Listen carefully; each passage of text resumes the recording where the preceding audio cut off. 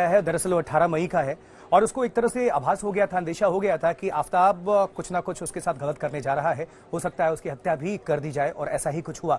उसमें एक तरह से कह सकते हैं कि वो आखिरी श्रद्धा की चीख ही साबित हुई। क्या है ये पूरी खबर, आपको हम रिपोर्ट दिखाते हैं इस पर भी।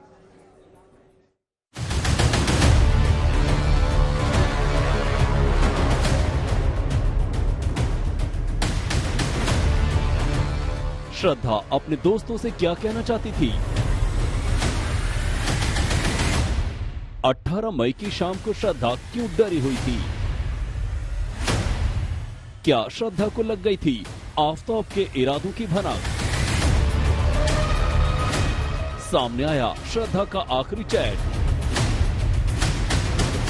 दोस्त के साथ श्रद्धा का आखिरी चैट 18 मई की शाम को किया था आखिरी चैट।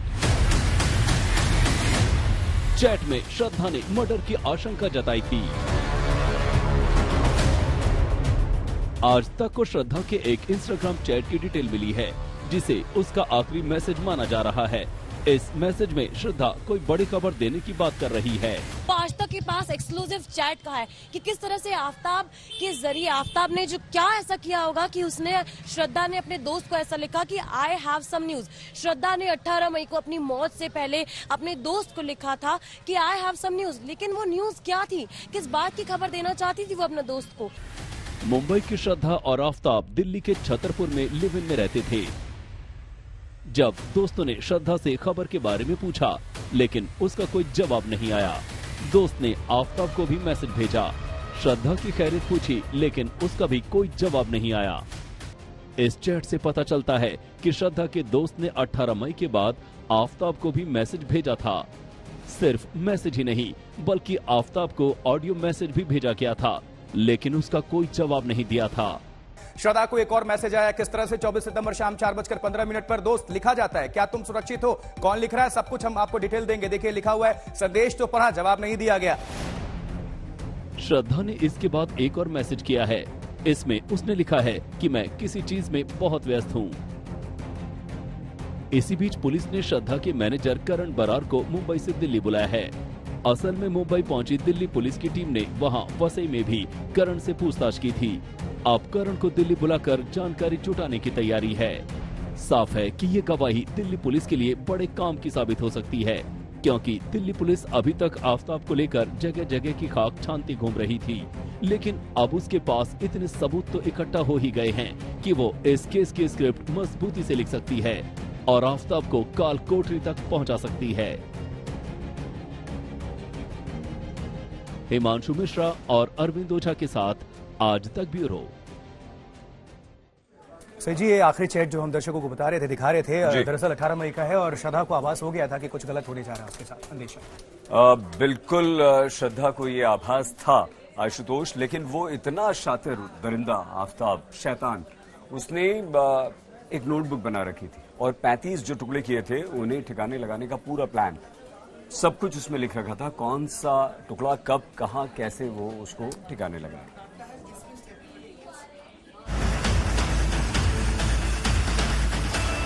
इस शख्स को अब पूरा देश जान चुका है। आफताब पूनावाला के अपराधों की जैसे जैसे डिटेल आ रही है, जानने सुनने वाले यही पूछ रहे हैं, क्या कोई शख्स इतना जल्लाद भी हो सकता है? आफताब की क्राइम फाइल का खुलता हर पन्ना इशारा कर रहा है कि आफताब एक साइको किलर है। दिल्ली पुलिस ने आफताब के फ्लैट से एक नोटबुक मिलने का दावा किया है।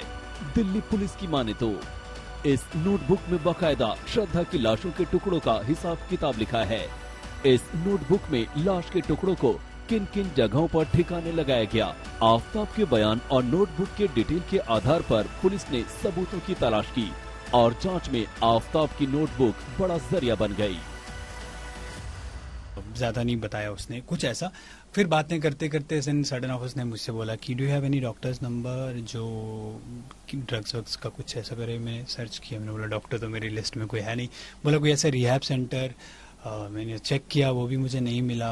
मैंने बोला प्रॉब्लम क्या है? बोला कि एक्चुअली मेरा जो बॉयफ्रेंड है वो ड्रग एडिक्ट है, मुझे मारता पीटता है, अब्यूज़ करता है मुझे जब वो नशे करता है, तो मैं चाहती हूँ कि मैं उसको इस चीज़ों से बाहर निकालूं। दिल्ली पुलिस के मुताबिक आफताब के घर से एक रफ साइड प्लान भी मिला है, जिसमें कुछ नक्शे, ड्राइंग और जगहों के नाम लिखे हैं। इनमें महरौली के जंगल, मैदानगढ़ी के तालाब, महरौली का 100 फुटा रोड और गुरुग्राम की DLF फेज 3 की कुछ जगहों के नाम लिखे हैं। पुलिस को पुख्ता यकीन है कि आफताब ने इन्हीं जगहों पर श्रद्धा की लाश के टुकड़े और हथियारों को ठिकाने लगाया है। रफ नक्शे में गुरुग्राम की DLF फेज 3 का भी जिक्र है। पुलिस को शक है कि आफताब ने लाश के टुकड़े करने वाली आरी और ब्लेड को गुरुग्राम में ही DLF फेज 3 की झाड़ियों में फेंका है, जबकि चापड़ महरौली के 100 फुटा रोड पर मौजूद एक कूड़ेदान में फेंका। कत्ल के बाद श्रद्धा के कपड़े आफताब ने छतरपुर पहाड़ी के कूड़ा गाड़ी में फेंके, ऐसा पुलिस को लग रहा है। 11 दिनों से दिल्ली पुलिस की गिरफ्त में मौजूद आफताब ये दावा कर रहा है कि वो पूछताछ में पूरी तरीके से पुलिस का सहयोग कर रहा है। यहां तक कि उसने ये भी कहा कि उसने एक नक्शा बनाकर दिल्ली पुलिस को दिया है, जिसके जरिए पुलिस हर उस जगह पहुंच सकती है जहां पर उसने शव के टुकड़ों को फेंका, आरी फेंकी। लेकिन पुलिस को अभी तक इस मामले में सिर्फ कुछ हड्डियां बरामद हुई हैं।